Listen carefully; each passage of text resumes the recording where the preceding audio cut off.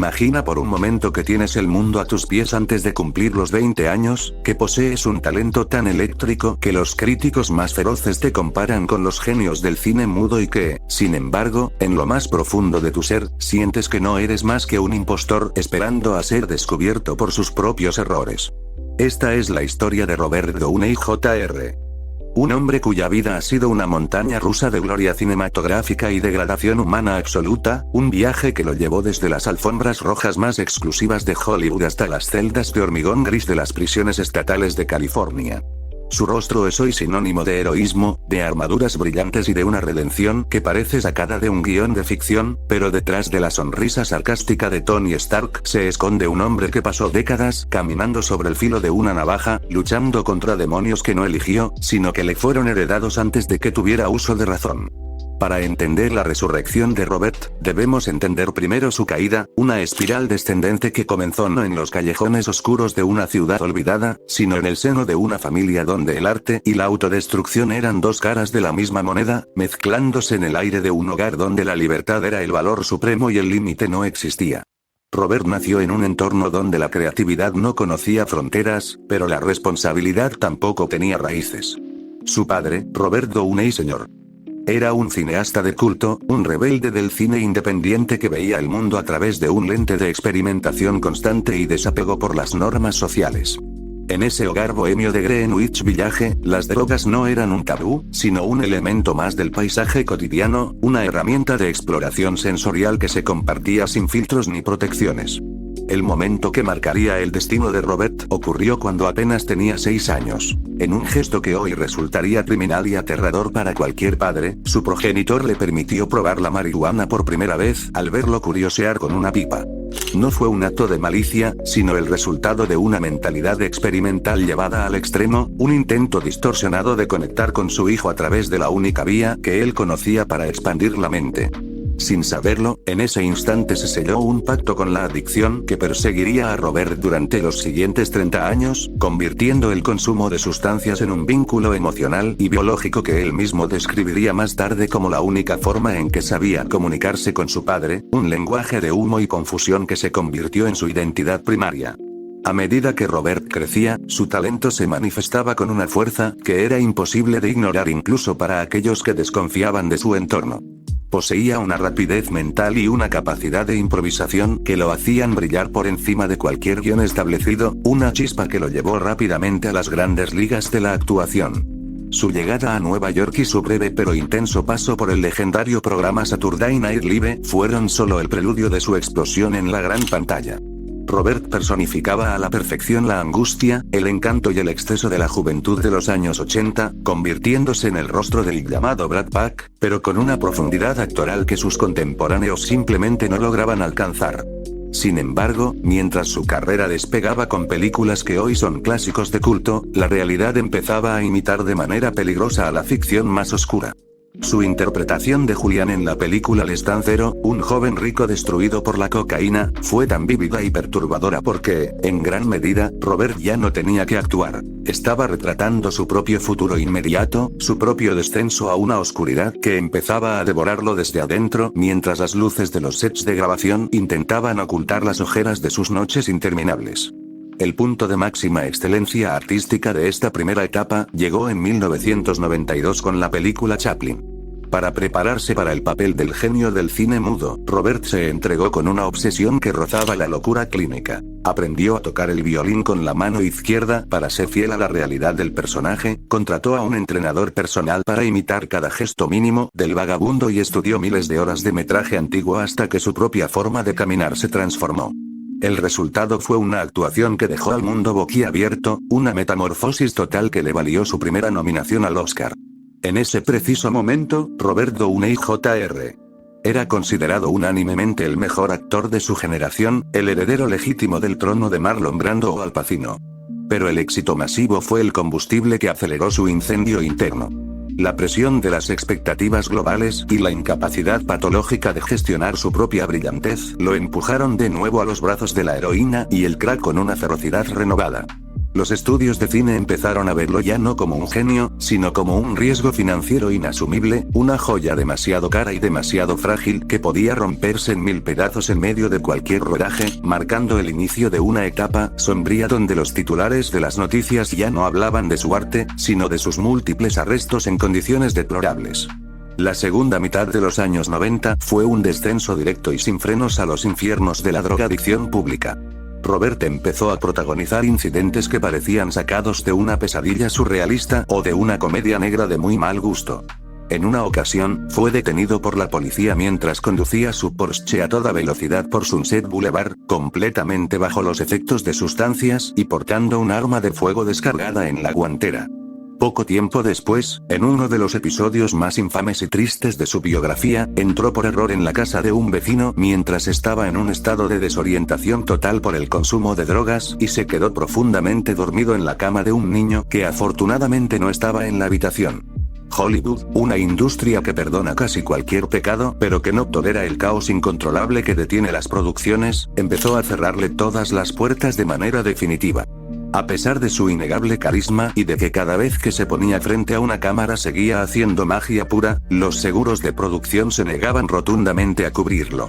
Robert pasó de ser el actor más deseado del planeta a ser un paria absoluto, un hombre que entraba y salía de lujosos centros de rehabilitación con la misma frecuencia con la que otros asistían a la oficina, hasta que finalmente, la paciencia de la justicia se agotó y un juez dictó una sentencia que parecía el punto final de su biografía pública: 3 años de prisión efectiva en una cárcel de máxima seguridad. Entrar en la cárcel fue el choque de realidad brutal que Robert había evitado durante décadas de privilegios y fama. Allí, despojado de su nombre famoso, de su ropa de diseñador y de su armadura de actor protegido, se convirtió simplemente en el recluso número P63800. Los muros de la prisión estatal de Corcoran no entendían denominaciones al Oscar ni de talentos prodigiosos. Allí solo imperaba la ley del más fuerte y el silencio de los pasillos de hormigón. Robert tuvo que aprender a sobrevivir en un entorno de violencia latente y jerarquías carcelarias brutales, donde su mayor desafío no era memorizar un guión, sino mantenerse vivo y, por primera vez en su vida adulta, enfrentarse a la sobriedad absoluta sin ninguna distracción ni vía de escape. Fue en la oscuridad absoluta de su celda, rodeado por el eco de otros hombres rotos, donde empezó a gestarse la semilla de lo que sería la resurrección más improbable de la historia del cine moderno. Pero el camino de regreso no sería ni corto ni sencillo. Salir de prisión no significaba estar curado de una enfermedad que llevaba en la sangre desde los 6 años, y el mundo que lo esperaba afuera ya no era el mismo que él había dejado atrás, sino uno que lo miraba con una mezcla de lástima y sospecha terminal. Al cruzar los muros de la prisión de Corcoran, Robert Downey Jr. no encontró la libertad que esperaba, sino un vacío absoluto. Hollywood, la ciudad que lo había visto nacer y coronarse, le había dado la espalda con una frialdad corporativa que dolía más que cualquier condena. Al salir de la cárcel, el actor no era una leyenda en pausa, sino una inversión de alto riesgo que nadie estaba dispuesto a asumir. Las compañías de seguros, que son las que realmente deciden quién trabaja en una película de gran presupuesto, habían puesto una cruz sobre su nombre. Robert era inasegurable. Esto significaba que, aunque un director quisiera contratarlo, el estudio no podía permitirlo porque cualquier recaída suya detendría el rodaje y costaría millones de dólares que nadie quería cubrir. En ese momento, Robert vivió la humillación de tener que aceptar empleos que en otro tiempo habría considerado indignos de su talento, trabajando por salarios mínimos y permitiendo que la mayor parte de su paga fuera retenida en fideicomisos hasta que la película terminara con éxito. Su vida se había convertido en una prueba de libertad condicional constante, donde cada análisis de orina y cada reunión de grupo eran la única barrera entre él y el regreso al olvido. Sin embargo, en el punto más bajo de su reconstrucción personal, el destino le presentó a la mujer que se convertiría en el verdadero arquitecto de su estabilidad. Susan Levin era una productora ejecutiva con una mente brillante y una paciencia inquebrantable, pero sobre todo, con una claridad moral que Robert necesitaba desesperadamente. Cuando comenzaron a trabajar juntos en la película de terror gótica, el actor intentó desplegar su encanto habitual, pero Susan no se dejó deslumbrar. Ella conocía su historial y le impuso una condición que resonó en el alma de Robert como un ultimátum divino. Si quería estar a su lado, debía abandonar sus demonios de manera definitiva y total. No habría segundas oportunidades, ni recaídas románticas, ni excusas basadas en el trauma familiar. Robert, dándose cuenta de que estaba ante la última oportunidad de tener una vida real, tomó una decisión cinematográfica y simbólica.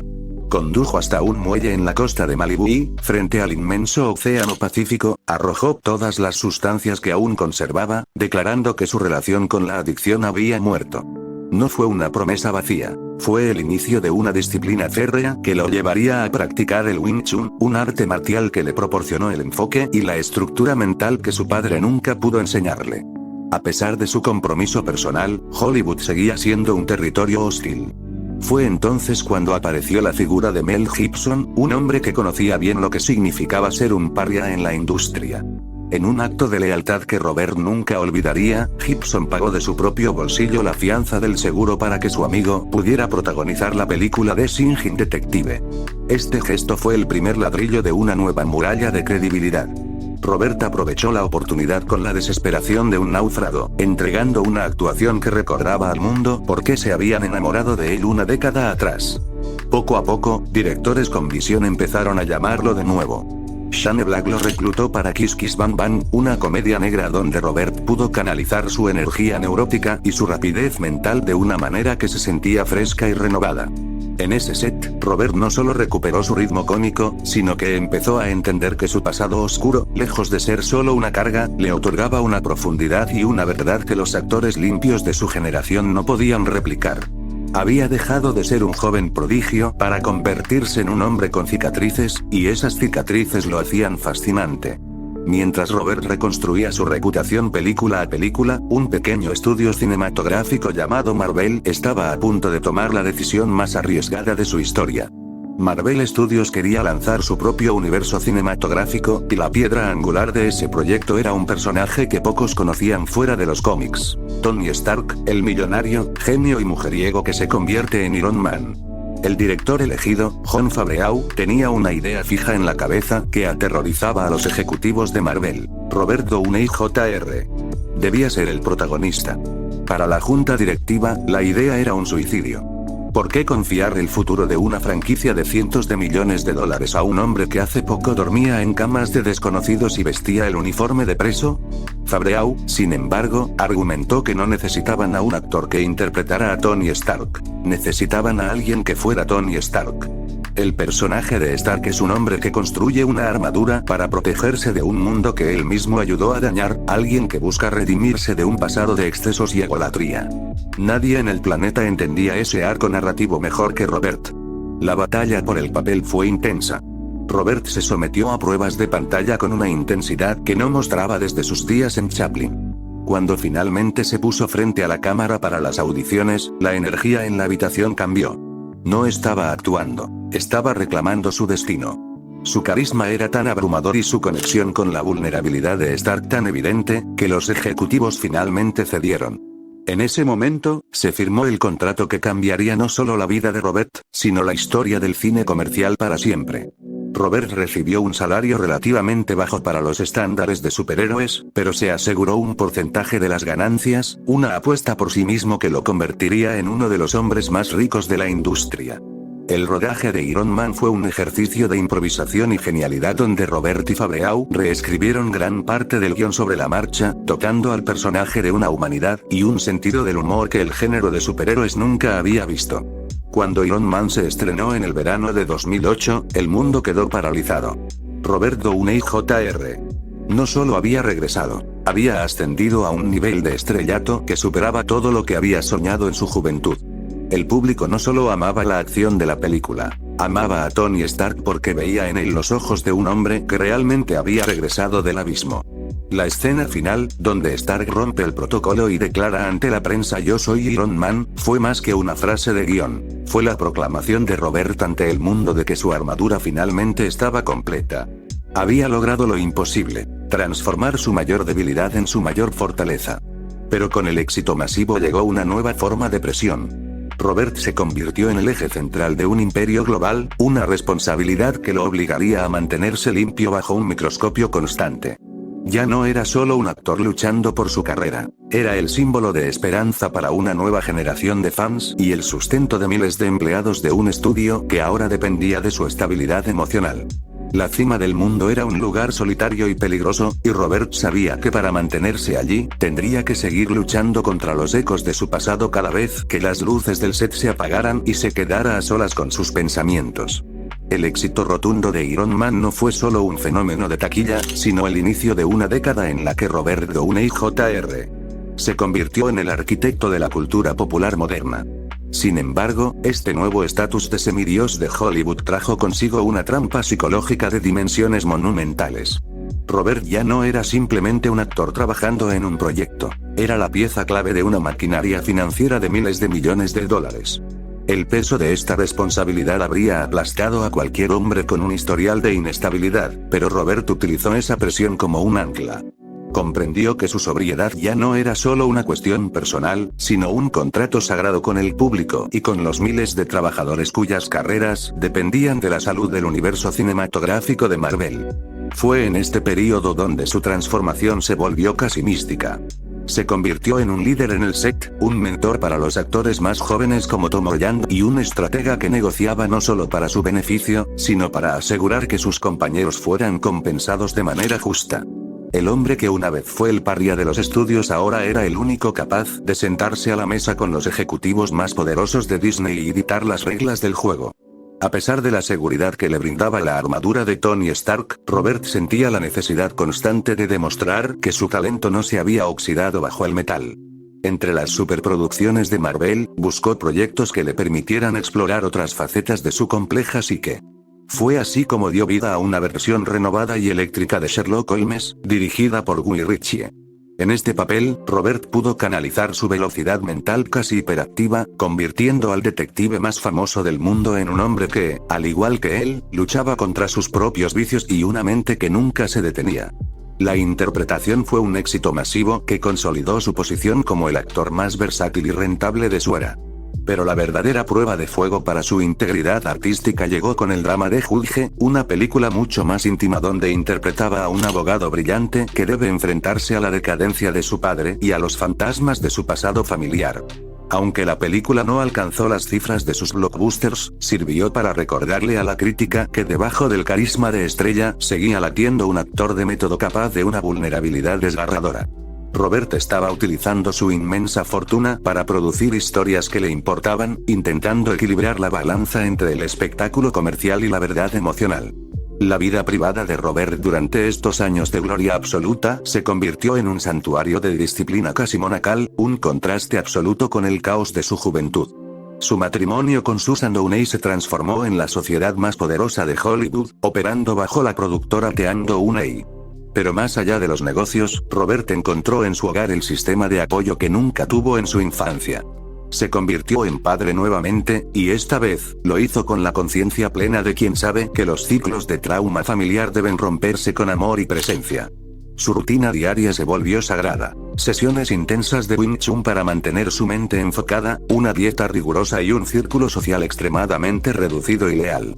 Robert aprendió a decir no a las tentaciones de la vida nocturna de la industria, prefiriendo el silencio de su rancho en Malibú, donde se dedicó a la cría de animales y a la tecnología sostenible. Había logrado lo que muchos consideraban imposible: domesticar su propia naturaleza salvaje sin perder la chispa de genio que lo hacía único. La adicción, según sus propias palabras, no era algo que hubiera vencido de forma definitiva, sino un enemigo que mantenía a raya a través de un riguroso sistema de defensa diaria. A medida que el arco de Tony Stark se acercaba a su fin en la pantalla, la línea entre el actor y el personaje se volvió cada vez más borrosa para la audiencia global. Robert sabía que la despedida de Iron Man sería un evento catártico no solo para los fans, sino para él mismo.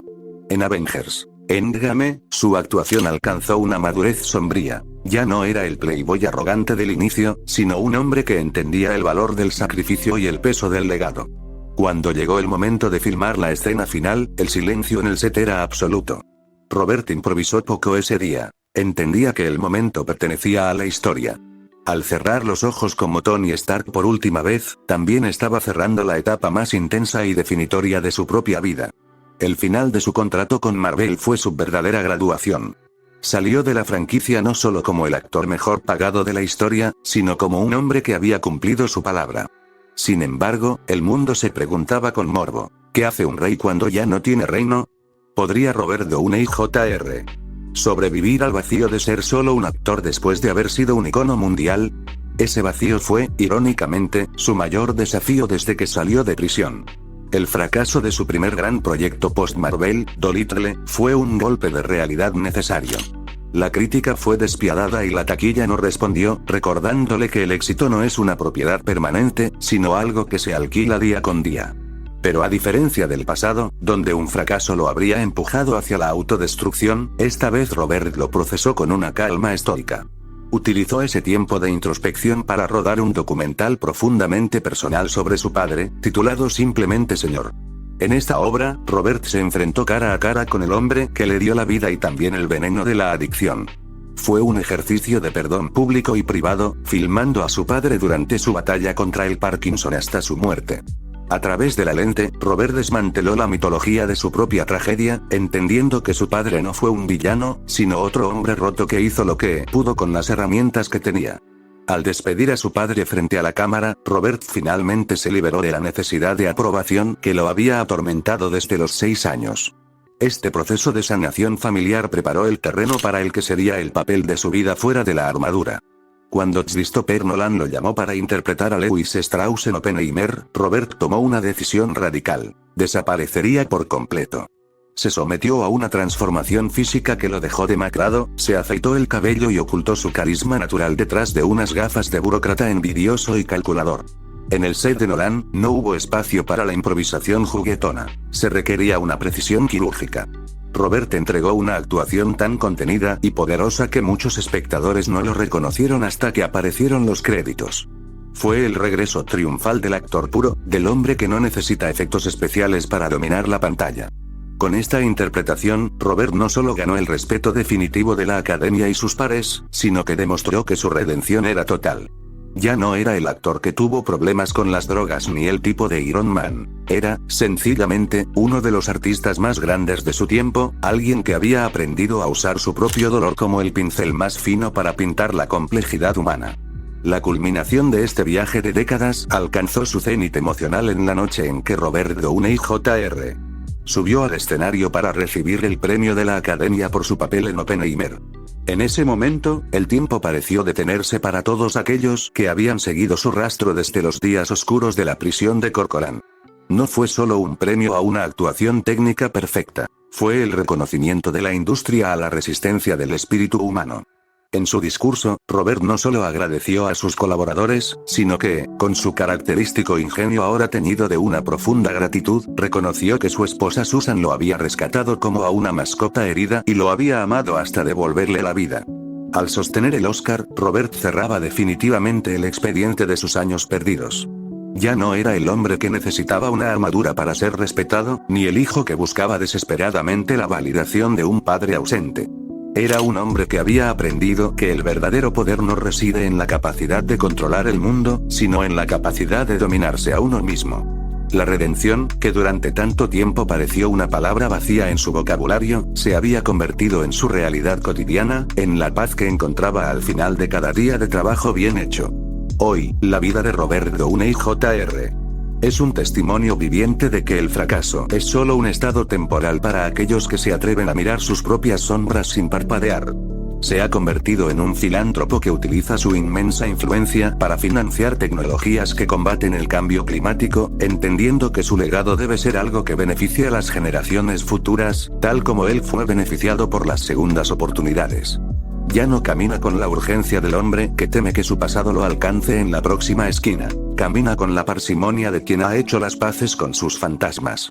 Su influencia en Hollywood ha trascendido la actuación, convirtiéndose en el estándar de oro para la recuperación y la ética profesional. Los jóvenes actores que hoy lo miran con reverencia no solo ven a una estrella de cine, sino a un mentor que habla con honestidad sobre la fragilidad y la importancia de pedir ayuda. Robert ha transformado su biografía en una lección de vida pública, demostrando que la verdadera madurez consiste en aceptar nuestras grietas y entender que es precisamente por donde ellas se quiebran por donde entra la luz. El impacto de su historia en la cultura popular es profundo porque resuena con una verdad universal. Todos hemos fallado, todos hemos sentido que el mundo nos ha dado la espalda y todos hemos soñado con una oportunidad de empezar de nuevo. Robert Downey Jr. personifica esa esperanza. Su transición de ser el recluso P63800 al hombre más respetado de la industria del entretenimiento es la biografía definitiva del siglo XXI, una narrativa que nos obliga a cuestionar nuestros prejuicios sobre la adicción y la caída social. Al mirar hacia el futuro, Robert ya no se obsesiona con los récords de taquilla ni con la necesidad de mantenerse en la cima a cualquier costo. Ha descubierto que la verdadera felicidad se encuentra en los momentos de silencio, en la disciplina de sus artes marciales y en la seguridad de saber que, pase lo que pase con su carrera, su integridad ya no está en venta. El niño de Gary que fue Michael Jackson no tuvo una segunda oportunidad, pero el niño de Nueva York que fue Robert Downey Jr. sí la tuvo, y decidió no desperdiciar ni un solo segundo de ella. Al cerrar este capítulo de nuestra caja de historias, nos queda la imagen de un hombre que ha aprendido a sonreír con los ojos, no solo para las cámaras, sino para sí mismo. Robert Downey Jr. nos ha regalado décadas de cine inolvidable, pero su obra maestra más importante es el hombre en el que se ha convertido. Nos enseña que el destino no está escrito en piedra, ni siquiera cuando parece que hemos cavado nuestra propia tumba. Su vida es un recordatorio constante de que, sin importar cuán profunda sea la caída, la altura del regreso solo depende de la voluntad de levantarse una vez más de lo que nos hemos caído. El rey de Hollywood ha encontrado finalmente su corona, y esta vez no es de oro ni de metal, sino de una paz inquebrantable forjada en el fuego de su propia superación. Mientras el mundo sigue girando y nuevas estrellas aparecen en el firmamento cinematográfico, el nombre de Robert Downey Jr. brillará siempre con una intensidad especial, la luz de aquel que regresó del infierno para enseñarnos que siempre, absolutamente siempre, es posible volver a casa.